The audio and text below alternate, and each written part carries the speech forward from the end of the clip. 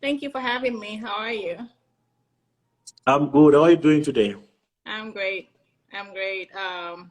It's my birthday today. Unfortunately, I forgot. My husband had to remind Yeah, me. I told you we're going to sing you. We are going to sing you a happy birthday hymn, Oh a my happy gosh. birthday hymn, so that we can celebrate you, Oh my even goodness. though we are in the midst of crying. Or, it with the sudden demise of our beloved sister. But it is well. We are not going to sabotage you the Yeah. honor and the privilege of being celebrated on your special day. Yeah. So, Miss Hajar, or to those of you that would need to know more about her, I'll pin your handle here so that people will be able to do a follow up on you, and people Okay. will be able to, or you can comment your handle, and then I'll pin it. Okay. But for now, you can just introduce yourself. Give us just a little, a short introduction, so that people can know who they are dealing with. And hi everyone.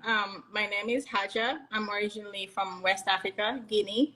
I was raised Muslim and found Christ through dreams and visions. And now I'm in love with Christ, and he had shown me the truth, and I'm going out there to pretty much speak of the truth. And I know it's a little scary, but you cannot be scared when you have Christ, because fear is of the devil. Amen. Right now, I'm based in the U.S. Here with my husband and my daughter. And that's about it. Okay, you said, how did you find Christ again? So I found Christ through dreams and visions. He had visited me a couple of times in my dreams, 3 times. And then the fourth one was through a vision, which I wasn't sleeping. I literally went into a trance. So wait, so you're literally still. How do we refer to people that practice the Islamic religion? Do I refer to you as Muslims? Oh my goodness. Yes, Oh, Muslims is the okay, so you were still a Muslim yeah. when you had an encounter with Christ through your dreams and vision. Yeah, my first encounter with Christ, I was still a Muslim, and I was confused, and I told my mother, I said, I saw Jesus in my dream, and it's a taboo. You cannot say that. And I was just What? terrified. Yeah, you You can't can't say say Jesus in Muslim. no, you can't. It's like as soon as you say it, it's like, oh, he's just a prophet, he's not God, so just forget it. It's the devil that's showing you things, and then I let go. I didn't pay too much attention to my first dream. And then it happened again. I'm just like, this needs some attention. And Hmm. yeah, and then after my second encounter with him, and I was pretty confused, but then I prayed to him.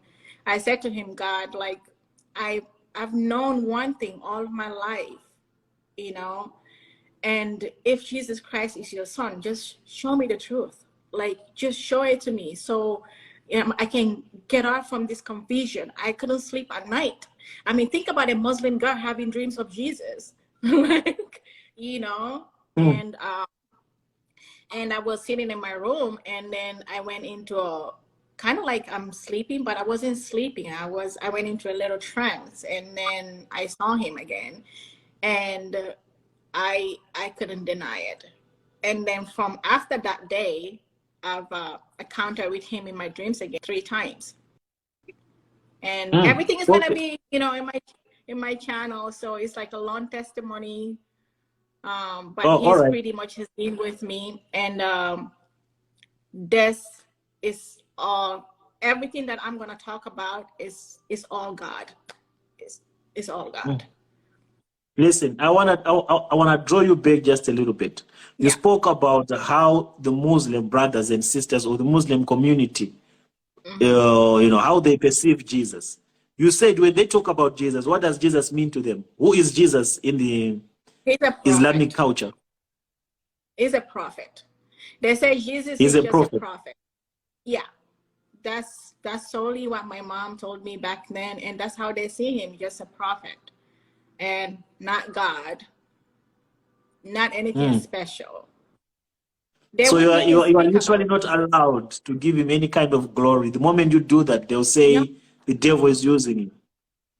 Yeah, yeah. And the moment you do that, you're done. You're pretty much done. How old were you?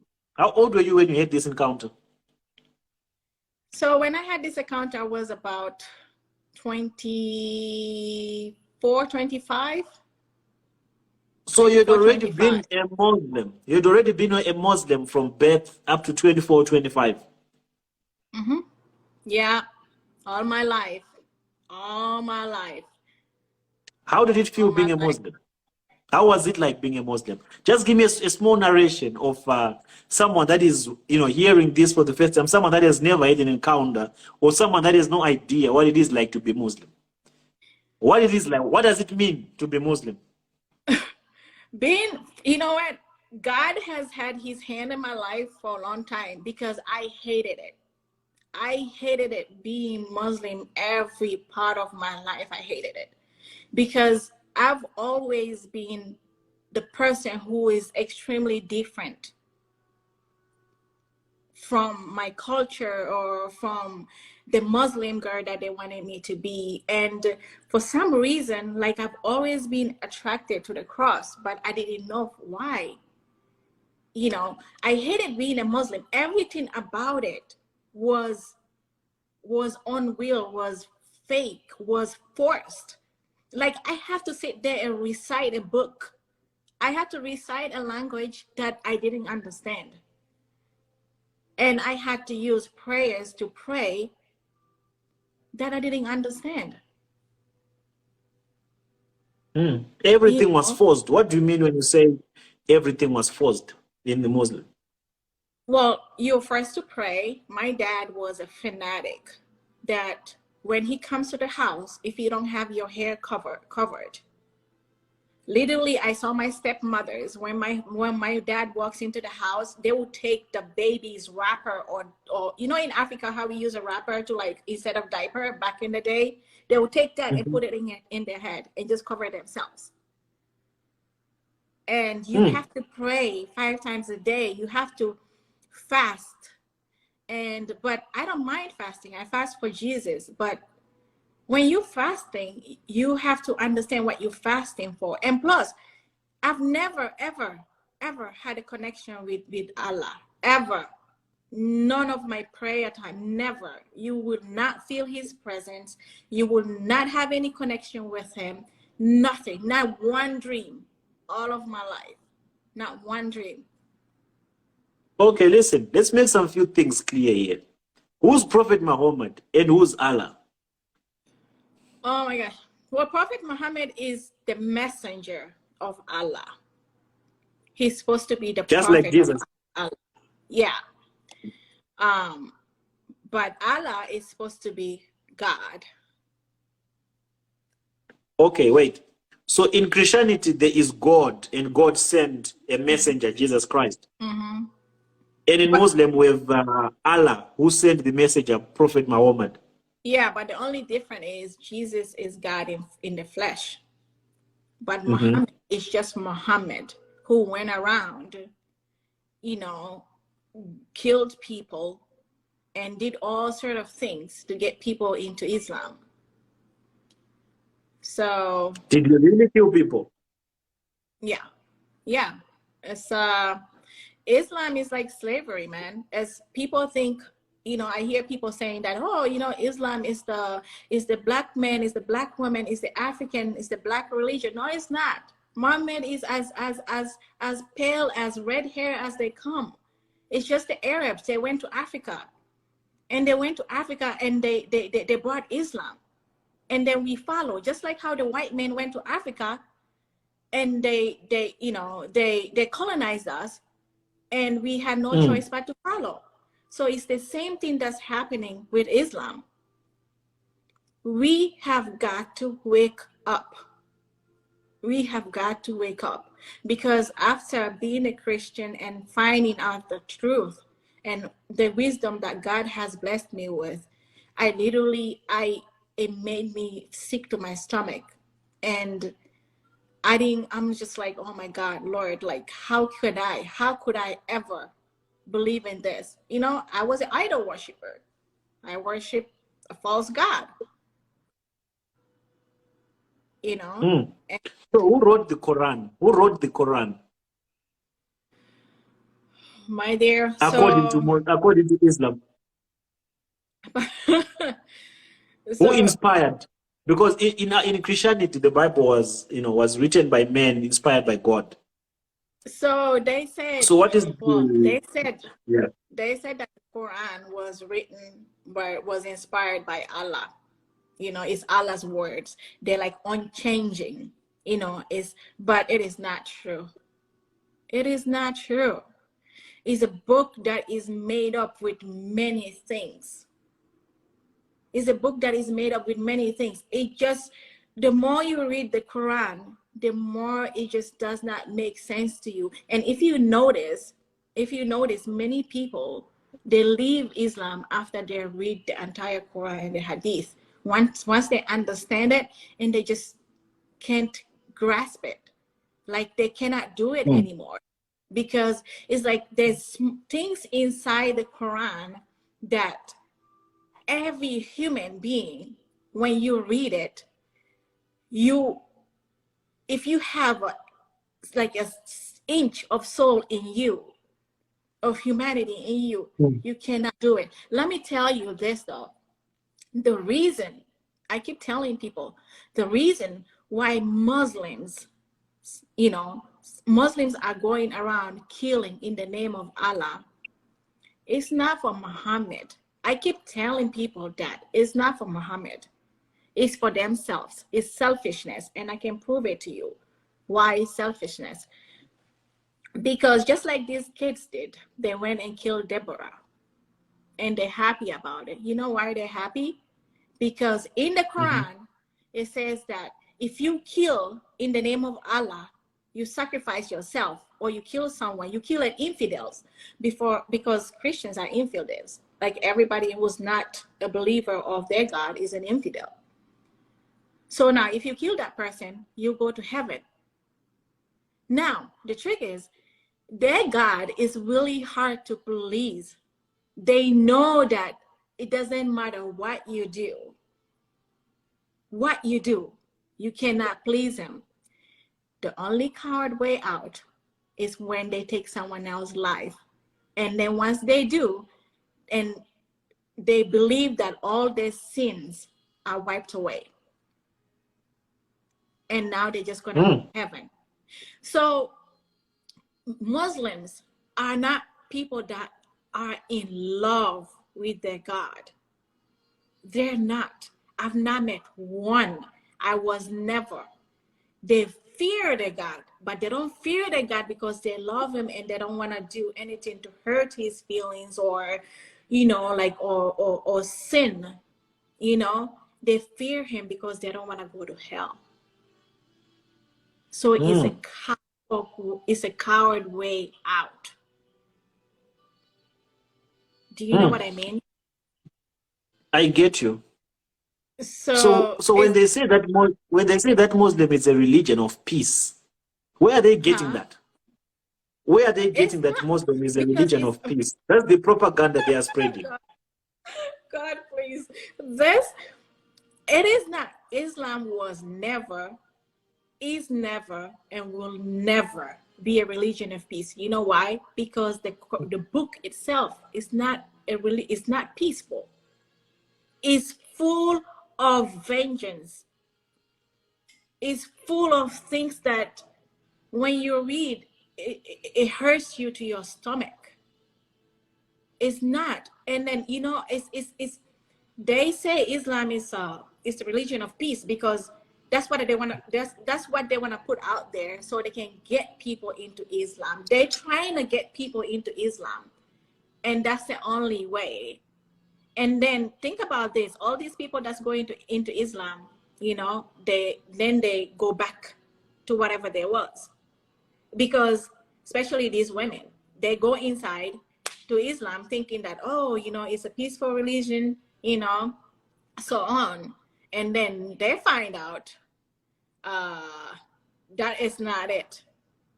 So they go back. Hmm. Islam is trying to take over the world. And we cannot let that happen. We cannot let that happen. We cannot let Sharia law, we cannot let any of that happen, because the world is going to become a chaos, a chaotic place, and no one can live in it. We cannot have fear. These people are scary cats. These people are scary cats. And I'm not talking about all Muslims, but the majority who have that belief system in them, they're scary cats. Because why Okay, would you kill someone? exactly. Why would you kill someone? What advice would you give to young, young kids, young ones who are being raised up in this Islamic religion? What truth did you find out about the religion that you might perhaps want to put a red flag on? Things that you know that if kids are taught these things, it will not be well for them. What dangers have you noticed or spotted in this religion that you think the world needs to know, or things that you think need to be corrected within this Islamic religion? Yeah. What So teachings and doctrines that need to be altered and maybe yeah. No. redone or rewrote or something like that? Well, I could say, first of all, it is the entire Quran, but I cannot go into the entire book right now, but I'll give you a few. I'll give you a few, because the events in the Quran and the Hadith is disheartening. And everything that you're seeing that's happening right now is in the Quran. So first of all, I'm going to tell you, if you're thinking about going to Islam, you should check yourself. First, I'm going to start with that. And then let that religion, that, a religion of peace fool you, because it's not. First of all, in the Quran, Jesus, I'm going to start with the word of God. Jesus said that, love your enemies and pray for those who persecute you. Islam says it otherwise. Persecute those who does not believe in Allah or the Prophet. Meaning, kill them anytime. So if you don't want your kids to turn out to be martyrs, killing, doing vengeance, then think twice and teach your kids about Islam in a young age. That's something not to go into and something not to play with. In Islam, the most crazy part in Islam, I can't even, like, it just makes me sweat. I would advise anyone to go read the Hadith, because once you read the Hadith, it tells you the story of the Prophet. Why do you think all these Muslim people marry a 6-year-old? Because Prophet Muhammad did. Why do you think Muslim people mistreat their women? Muslim women are the unhappiest women on earth. You said Muslim people mistreat their women. Yeah. Oh my gosh. They mistreat their women. Their women are like nothing. I watched my father do it every single day to my mother at 3 years old. Till this day, I remember every event. They don't regard women as human beings. They just see them as their servants. No, this is why. When they say when a man kills an infidel, which someone who does not believe in Allah, will go to heaven and marry 72 virgins. You have 72 virgins waiting for you. That's for a man. But what is it for the woman? That's not. Everything in the Quran is favorable to man. Everything in the Quran. So listen, I want to ask a personal question. What was your worst experience from 0 to 24 years or 25 years of your experience being a Muslim that you wish no other female or no other sister must go through? As a woman, since you said the entire Quran, it's always glorifying men, everything favors the men. So which means women are always on the receiving end. And I'm sure all the other doctrines and rituals practiced in this religion, everything is meant to oppress women, and women are not allowed to voice out or to speak out their mind. So as a young woman that you are, are they like specific experience that are universal to all the women that grow up in the Muslim community or in a Muslim family that they go through that you think are probably a violation to humanity, or that you might say this is injustice to humanity? Since everything is imposed on you, you really don't really have a say as a Muslim girl child. You just grow up in a Muslim family. You grow up thinking everything that is happening, everything that you are being taught is the truth. Yet it's just a system that is being imposed on you. So my question is, are there specific experiences that are universal to all the girl child within the Muslim community or within the Islamic religion that young women go through as a process of appeasing their God, or as rituals that they say these things should be done as a woman that is growing up in a Muslim community? Yeah. Oh my goodness. There's a lot growing up. I call Islam the hush puppy type of religion. It's hush, like you cannot speak. So when I was younger, I was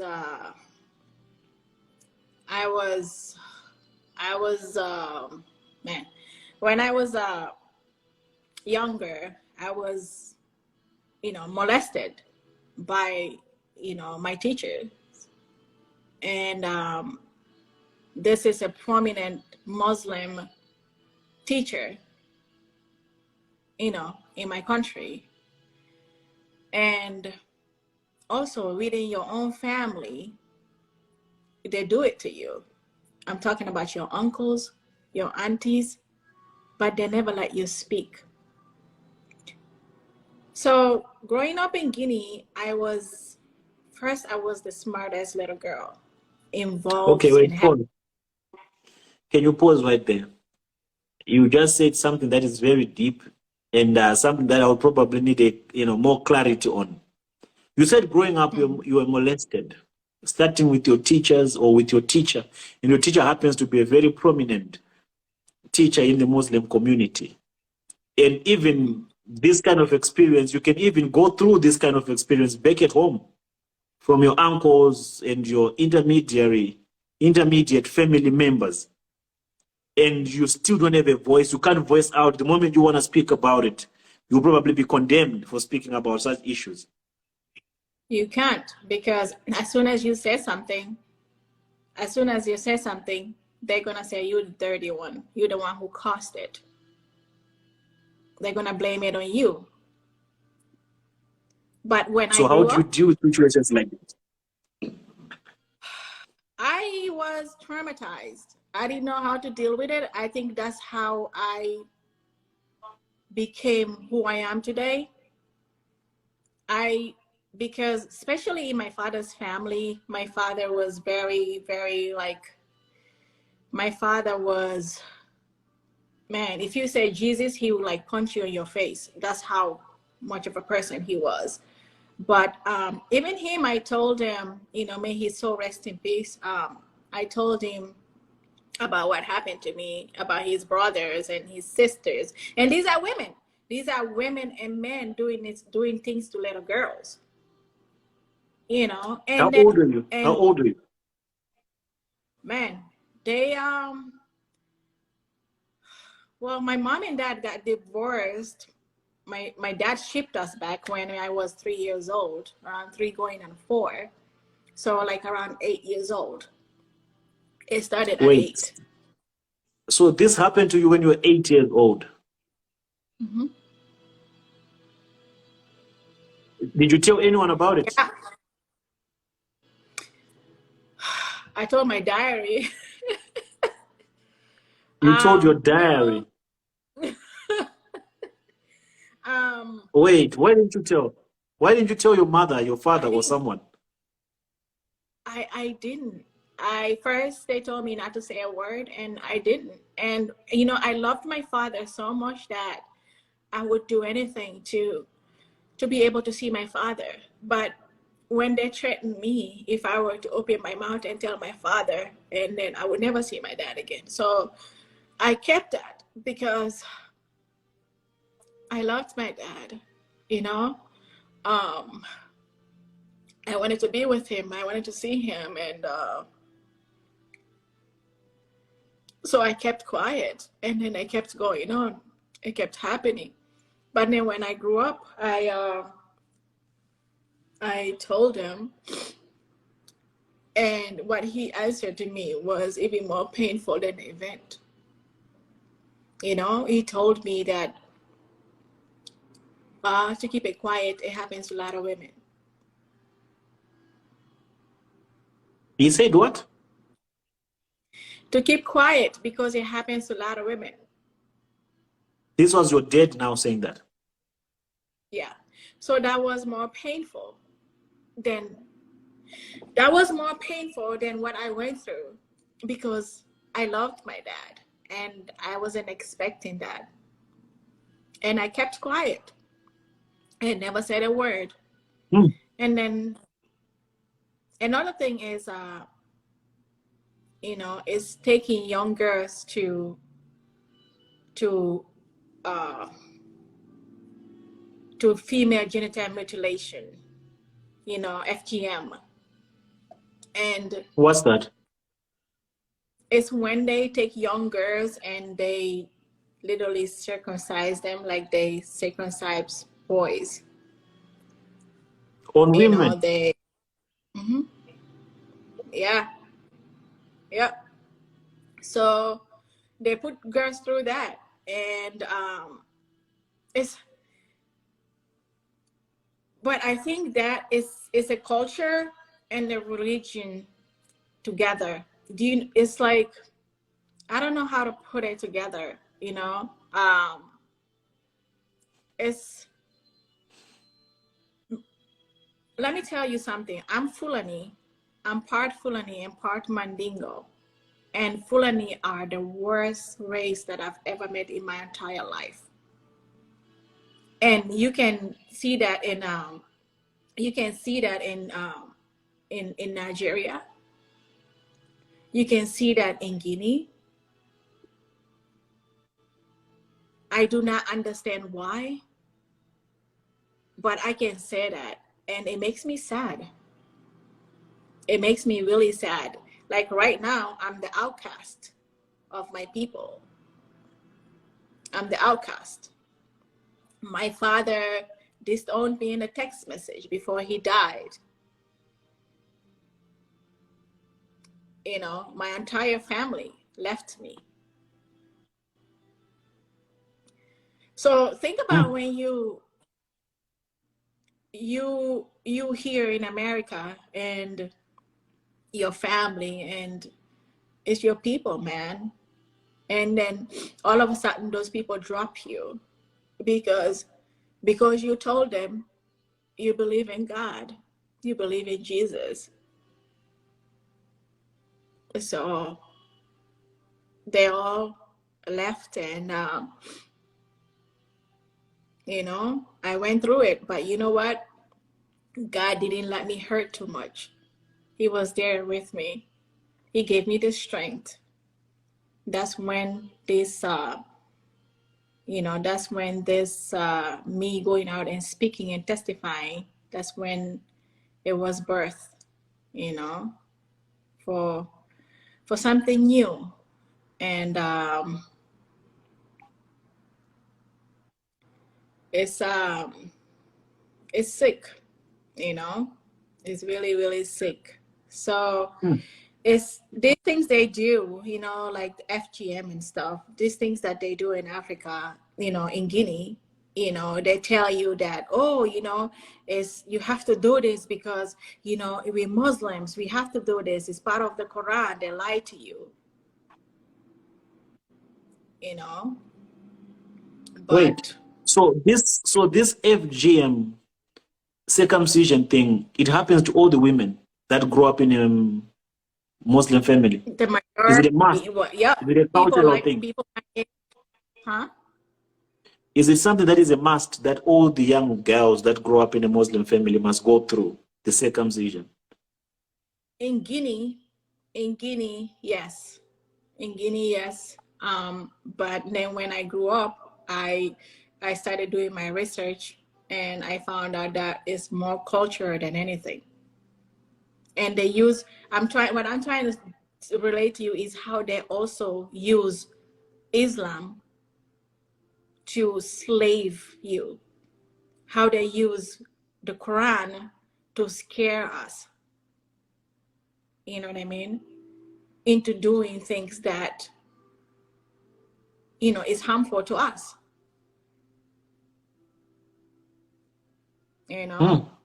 You know what? I'm just going to take you back a little bit, even though it's an emotional section of your entire testimony. But I think I need to beam more light to what you just said. And I'm trying to process it, and I'm trying to make sense out of it. And I'm struggling. I'm really struggling. You went through what you went through when you're still a kid, when you're still a child. Some molestation from your teacher, someone who happened to be your tutor and who is a Muslim elder who's well respected. You went through this experience, and this man told you that you must never report this. You must never tell your family. You must never tell your father if you still want to see them, if you still want them to be alive. Oh And no, you, as a little, eh? those words are from my uncles. Wait a minute. Those words are straight from my uncle, my father's brother, and my father's sister. Not only the Are you man. kidding? No, Are you I'm not kidding? kidding. No, I'm not kidding you. I'm telling you the truth. And that's why they want to shut me up.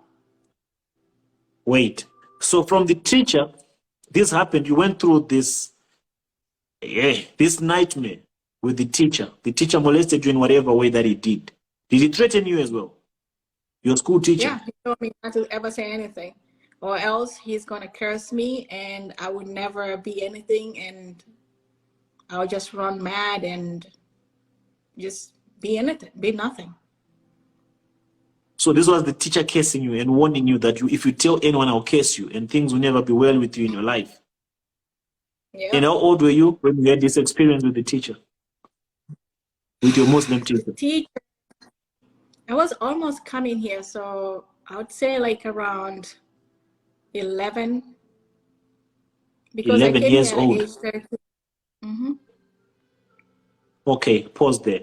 And then at home, you have your trusted uncles, people that you see as the brothers to your father. These are biological brothers to your father, right? Mm-hmm. Who also did the same thing on Yeah. you.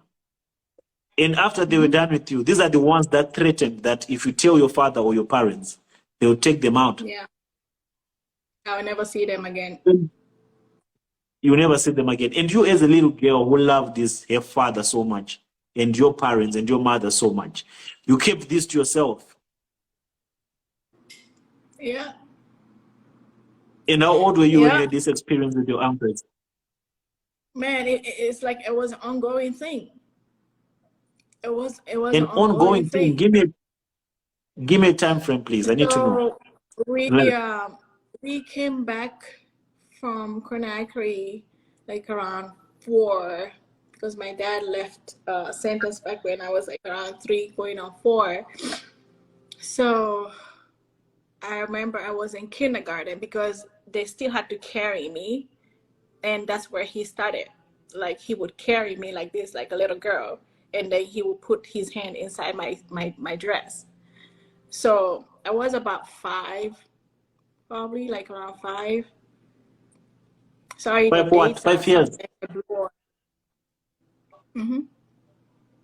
It started around that age. So these people told you that if you tell your dad, we'll take them out, we'll take your dad out. Yeah. And you, as a little girl, as a little girl, you loved your father so much. You had to protect him and keep all this to yourself. Yeah. So it's only when you were older and you decided to just shoot your shot and tell your dad about it? Yeah, so when I got older, I told How my old? dad about that was man. I can't really place it. Probably like in my 20s. In my Or in your 20s. 20s? And then you said, Yeah. that's when you said, Yeah. now your dad needs to know the truth about what you went through. Yeah, I reconnected with him and man, I reconnected with him and I wanted to tell him what had happened to me and you know in Guinea and he said to me that I should not talk about it, to leave it alone, that it happens to every young girl, every woman or whatever. So, which means he does it also. He did it also to other young women, to other young kids. I wouldn't say he did. I've never witnessed it. He just married a lot of women. He married a lot of women. So I wouldn't want my to comment father, on your father. I wouldn't want to comment on your father, but there are so many red flags for him to be willing yeah, to silence you. I I You, think you it's did more not for tell the him. name. I think it's just for Okay, the listen. name. I think it's the family name that he wanted to, whatever sickness he had in his mind. I don't know. I have no idea. I didn't know him much, you know. Um, so I don't know his life and story much about him, but they never wanted me to speak about it. So, in a way, you wanted to protect him by not telling him this. And then when you finally decided to tell him, he decided to be silent about it. He decided to tell you not to talk about it. Yep. Wow. Yeah. This is painful. This is painful. For a man whom you probably think is your protector, someone who you probably think is going to, you were venting out to him, you were confiding in him. I don't know if you wanted him to take any action, or maybe you probably expected him to take that as a shock, to say what? You were probably expecting him to blame you for not telling him. But for him Yeah, to I accept didn't it, expect it. I didn't I I was just shocked. And then I just went away from him. I couldn't I couldn't talk to him. I just I couldn't do it. And then later on we reconnected again and that's when they found out that I told him that I believe in Christ, and then he disowned me again. I'm like, bye for the second time. Like every time you bounce, you bounce. I was just like, bye. It's like, what can you do? It's like this is the people. It's the people that that God used to bring you into this world. And when those people say that I want you, what can you do? Like, what can you do? You know, I just, but you know what? hmm, One thing that hurt me the most out of all of this, like, I don't know, is the strength on God gave me that strength. God, I'm telling you, God has always been with me. I don't even know why I'm alive. When you hear all my testimonies, I don't even understand how I'm living. Only God, you know. So hmm. it's like when my dad passed away, like 4 months ago, and he sent me a text message telling me that my blood and his blood is not the same blood anymore because a blood of a Christian and a blood of Muslim doesn't mix. And then he said, goodbye, my daughter, who was my daughter. I hope he's married to 72 virgins now. Yeah, Is it 52 or 7? Is it 7 virgins? I don't know, 72. 72 virgins. 72. But then I'm like, but you know what? What hurts me out of all this situation, Prophex, is the fact that I prayed endlessly. I prayed to God. Like I pray for these people, even when they were persecuting me. I pray for them that they will find Christ, that God will forgive them, because, like, I want my dad had he had a heart for God, but the wrong God, and he died hating Christ, and I just wanted him to be saved. So out of in all this mess, all I could think about is, where's my dad? And I asked God, I asked Jesus, I said, please, bring him to where you are, forgive him. Like I still, I I still pray for him to today, for God to forgive him and take him to where he is, because despite everything, I love my papa. You know, I was his first daughter, and I remember that little short time that we spent together. It was precious, and I would do anything to make sure that he's with Christ. You know, um, Mm. that's why my heart is in to spread the word and the truth, so people would not perish. You know, people would not perish. Mm. You see, that's what we are fighting for, my sister. That's exactly. Do you feel how you're feeling right now? That's what we are trying to correct in these religions, because a lot of ignorance has been transferred from generations to generations to generations, and the truth has not been put in the faces of people, and the truth has been covered with religion. You understand? All these other religions that branches out of these different religions is just an attempt to control people and to use Yeah. people. Like in the case of your father, he died believing whatever that he was believing, and he thought it was the truth. How did he thought it was the truth? This is just information and ideologies, philosophies that were transferred to him by his elders and elders and elders and great granddaddies. He That's was why I call not it in a the place slavery. whereby he had the freedom to choose what is truth and what is not. But to people That like you are privileged because you've tasted both, both sides of the world. You've been a Muslim, now you're a Christian, and you found truth in Christianity. Even though I don't believe in the religion Christianity, I believe in the Bible. I believe that I'm a kingdom citizen, and I don't want to subscribe to any form of religion because there are so many lies that religion has been telling people. Religion has introduced cultures and rituals that have enslaved people. But if one could stick to the Bible and understand the Bible, they'll never think of associating themselves in any form of a religion. Because I see all these religions as cults. If you look at Christianity, it has also diverted from the truth about the gospel. It has also diverted from the truth about Christ, about the word that Christ came to preach. Roman Catholic is doing its own thing. Anglican is doing its own thing. The Pentecostal churches, they're doing their own thing. In Nigeria, we have multiple denominations, all doing their own thing in the name of Christianity. Do you see how divided Christianity on its own is?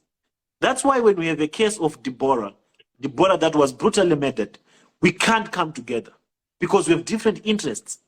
Even though we claim to be standing for one God, we are way too you know, divided. And way no too one is preaching about divided. the true message that Christ came to deliver. I when I saw that girl, I was in my prayer closet last night. I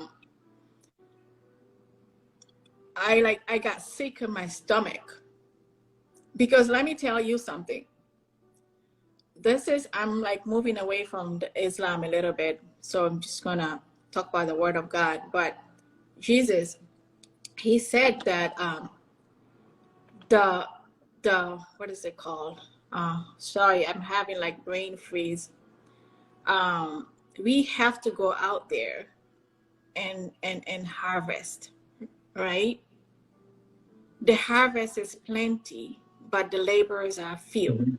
But those few laborers are literally tarnishing the name of God. Because when I was Muslim, if you tell me Mm. about churches, I will laugh. Why did I laugh back then? I didn't take it serious because of everything that was going on in the churches, the way Mm. that the pastors conduct themselves and so on. And you know that is one of the biggest area that's turning away people from coming to Mhm. Christianity because they're not taking it Mhm. serious. So we have got to stop. You know, people take Jesus so lightly. I am sitting here as a Muslim, as an ex-Muslim woman, and I'm telling you that Jesus is as real as, like, he's as real as nothing, like anything that I've ever seen in my entire life, even my flesh here. Like, he is real. He is real. He is there. When you call on him, he comes. He's in you. So we need to take it serious. We need to honor Mm. his name. We're not here to kill in his name like Muslims do, but honor. His greatest commandment, one of it, it says, love one another. And then what did he tell Peter? Take care of my sheep. How many times did he tell Peter that? We have to stop. We have to stop manipulating the word of God for our own gain. We have to stop manipulating the word of God to do harm to other people for our own selfish reason. We have to stop.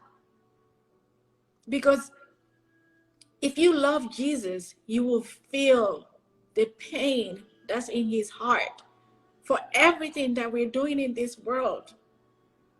Because he gave his life, he gave his blood Mm. for us. He's not asking us to go give our lives. He's asking us to love one another and preach the gospel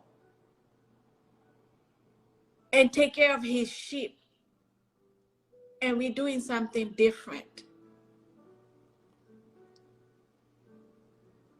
So Mm. please, my brothers and sisters, I know I might be a young Christian or whatever they call it, but I am full of love and I'm full of the love of Christ.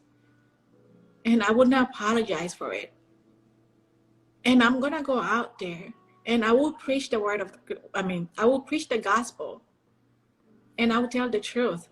My life, this is just this world.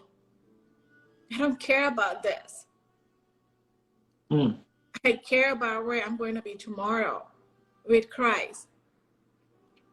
And like God doesn't want any soul to perish. He wants every single person to be with him because he's our creator. Even the Muslims, he created them. Even the atheists, he created them. He does not love me more than he loves you. He loves all of us the same. No one is more special than the other. He created all of us in his own image. So we need to get serious. And as I was telling you earlier, Prof. X, that Black people, it doesn't mean it's Africans, Americans, Caribbeans. We are the Israelites. And we need to get right with God, or else we would never stop being in the bottom. Because this is in the Old Testament. The same way the Israelites behaved in the Old Testament is the same way we behave in today, just differently. We worship all type of idols. We forsake God. We thank him today, curse him tomorrow. We use his name in vain. How is that love? We are doing the same thing that they're doing back then. But he said that until you turn to me, you will remain cursed. Mm. So until we stop what we're doing and come to God fully, then let's not be surprised why we're still in the battle. Look, the gospel is being preached everywhere to the Gentiles. They love God. You know, we need to stop. We need to tear those altars down. We need to stop the lies. We need to lock up. What we need is a law. We need a law in place that is for the church of God. Because all of these pastors, all these false pastors and false prophets and all of these people need to pay for what they're doing, because they're not working for God. And if Jesus raised you or me or a sister there or a brother there, he's tired of it. He's tired of it. He's tired of this rubbish. Mm. You know, and I'm My sick of sister, it. It makes you know you, what, ne? even when you preach in the gospel, it makes you, to other people, you really have to think what you're going to say and how you're going to defend the gospel before you look like, you know, somebody who does not know anything. So, My sister, you are so spot on. You are so spot on. And, you know, I don't even want you to talk about your transition from being a Muslim to being a Christian on this chapter, on this episode.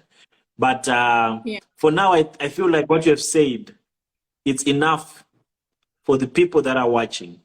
And on our next encounters, I want us to also address, you know, the things that you have seen that are in disparity between the two religions. Because at the end of the day, what we want to demystify is the concept of religion. I totally don't agree with religion. And I'm in love with the fact that you have now fallen in love with Christ, not with the entire religion of Christianity, because this entire religion of Christianity also is biased. In this entire religion, we also have so many crazy things happening. So many things that we wouldn't even want to talk about, from the Jeremiah Omotos, you know, having kids being abducted at their shrines, different pastors being promiscuous, sleeping with each and everything in a skirt. So many atrocities in this religion called Christianity. I will be honest with you. I think there is a little bit of more discipline in the Islamic religion than there is in the Christianity one, in the Christianity religion, in the Christian religion. There are more atrocities in the Christianity religion than there are in the Islamic religion. Even though the Islamic ones, they are more massive and they are more devastating. When they do cause their atrocities, they kill it or at large. Most of the terrorists that we have, they are Muslims. They can bomb an entire country in the name of Allah. They can destroy an entire city, thinking that they are doing it for God. But when you take them again, when it comes to law, when it comes to obedience to what their Quran talks about, they are so loyal to the teachings of the Quran. They will never compromise on the teachings of the Quran. I wish if we can have that zeal that these barbaric Muslim brothers have as children of God, to fall in love with the Bible, to fall in love with the teachings of the Bible, to fall in love with the law and the commandments and the teachings that are enshrined in this constitution, this Holy Testament, this Holy Constitution called the Bible. The problem with Christianity is we are too lukewarm. People in this religion, they are lukewarm. They compromise. They negotiate all they are non-negotiable. They are flaky. They are always in between. They don't have a ground that they are standing on. They are too timid. They can't defend. They can, you can walk over Christians any time of the day. You can fool Christians any time of the day. You can manipulate Christians any time of the day. You can sell them a bottle with fish oil and tell them that it's going to heal you. They will believe you. Christians will believe you. Yeah. You can go in your kitchen right now, take a bottle, put your cooking oil inside, and then put a sticker of TB Joshua around it, or a picture of Chris Oyakilome, or a picture of Bushiri, and go outside there to a group of Christians and tell them that, look, you see this oil, it's anointed. All of you that have cancer, all of you that have sugar diabetes, all of you that are ill, all of you that are sick, if you consume this oil, if you take this oil, then you put it all over your body, you're going to be healed. Christians will buy it with quick. That's how gullible Christians are. Yeah. Christians, you come to a Christian and then you tell them, listen, I see an M and I see a W. Isn't your name Mwangwai or something like that? I see you come from a place where there are bushes, and I see you're coming from an area where there are tarred roads. And next to your house, I see a very big tree, a very big tree. What's the name of your place again? And you say Dallas. Exactly, I saw Dallas. And they will jump as if you have given them a revelation. Yeah. You tell them, listen, I see you went to school, and when you were in school, you were very smart, you were very intelligent. You used to, you are destined for greatness. God is going to do a good thing in your life. Leave a seed of $10,000 now. You see what God will do to you. Christians will fall for that, for all those gimmicks. That's how gullible. The thing with Christians, it's not about them knowing the truth or not. They don't care about the truth. Yeah. They just care about an easy life. They are desperate for an easy life. They are so caught up in instant gratification. They believe in a God, or they have this belief system, the microwave kind of Christians that we have. They want things to happen tomorrow. They're always in a constant, in a constant pursuit of finding out what can their God do for them. What can the prophecy do for them? What can the men of God do for them? They worship their men of God. They worship, they call them spiritual fathers in Christianity. And these spiritual fathers are figures of faith, at their point of contact, at their intermediaries. What they have done in Christianity, they have taken Christ. They've put him somewhere where he's invisible. They've put him in a place whereby he's a little bit covered. He's obscured, so that themselves can be more visible. They are on the center of the focus. The prophets in Christianity and the pastors and the bishop, they are on the center of attention and attraction. The reason why they do that is what they care more about is to rob people, is to steal from people. They are worshiping the god of Mammon.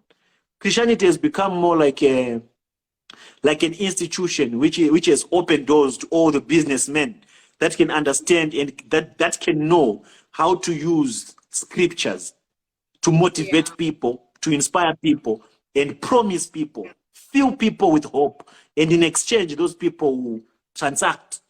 What do they transact? Their money, their properties, their cars, their wealth, their savings, their pensions, and become rich at their expense, at the expense of their spirituality. If you can check African prophets, especially Nigerian prophets, they are the richest, more than other businessmen in the country. They have congregations with thousands of people, private jets. They live luxurious lifestyles. And all this is built on the collections that they do in their shrines, offerings, tithes. They're on a constant demand for tithes, for offerings, and all that other nonsense. So those are the things that we are also trying to correct in this religion that is called Christianity, that the truth is not there yet, and no one cares about the truth. Everyone is caring about the prophet, the spiritual father, the DGOs, as they call them. And it's become something that is so, dramatic, and it's causing a lot of damage to the souls of so many people that are worshiping or that are within this religion. So in our next episode, my sis, I want us to explore your transition, and I want us to look more deep into things that caused you, you have not yet given us a testimony about how it all happened. And I don't want it on this episode. I want it on the other chapter, how it all happened, how it all started. How did you fall in love with Christ? How did you end up where you are right now? And now that you are here, now that you have known the truth, about what you believe in, and is it working for you? Is there any difference? What can you tell to people that are still lost, people that are still succumbed to this religious activity, which is called of the Islam? So before you leave now, I just want you to say a word to our Muslim brothers. What advice can you give them now? What can you tell them in brief? And one is to tell them that I also want you to comment on the Deborah situation, on the brutal murder of our sister Deborah. What's your take on it? But first, I just want you to to enlighten our Muslim brothers who might be watching or who watch this video on my different platforms. What word of advice can you leave them with? Yeah, well, for my Muslim brothers and sisters, I would tell them that do not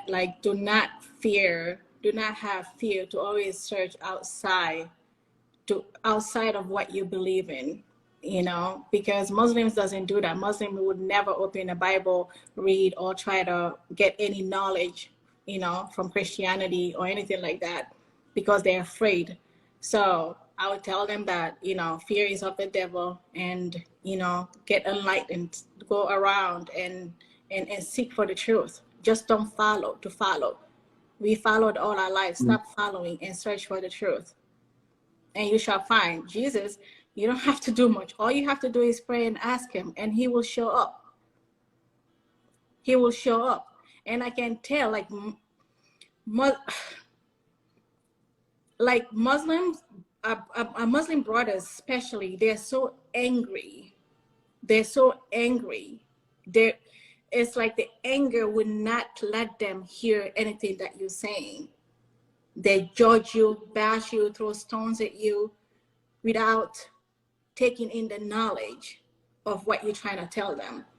God uses everybody, God uses everybody. God uses the worst. God used Paul, to preach the gospel. So I would tell them that do not be afraid to seek Christ, because he is the truth. Ask him. All you have to do is pray and ask him, and he will show up. And that's what I did. And that's what I do. I am very, very happy where I am. I seek God. I don't seek him for money. I don't seek him for fame. I don't seek him for anything. I seek God because I love him.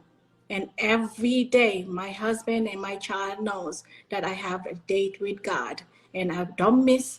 Same time, same place, same hour. And I seek his face. I seek wisdom. I seek knowledge. I seek understanding. And I seek discernment.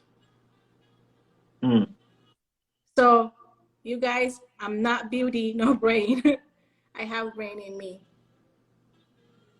So no, my sister, you're spot on. You're spot on. And what's your take on the Deborah's case? What they did to Sister Deborah? What do you have to say? What's your comment on them? Man, I am truly. Yeah, sure. But it's may her soul rest in peace in Christ. It's not only her. There's so many. This is happening every single day. It's like a virus that's going around, honor killing. And the sad part is that she's an innocent girl at school. Her parents waiting for her to come home or talk to her. And someone calls you and tell you your daughter is no more because somebody just decided to delete her. You don't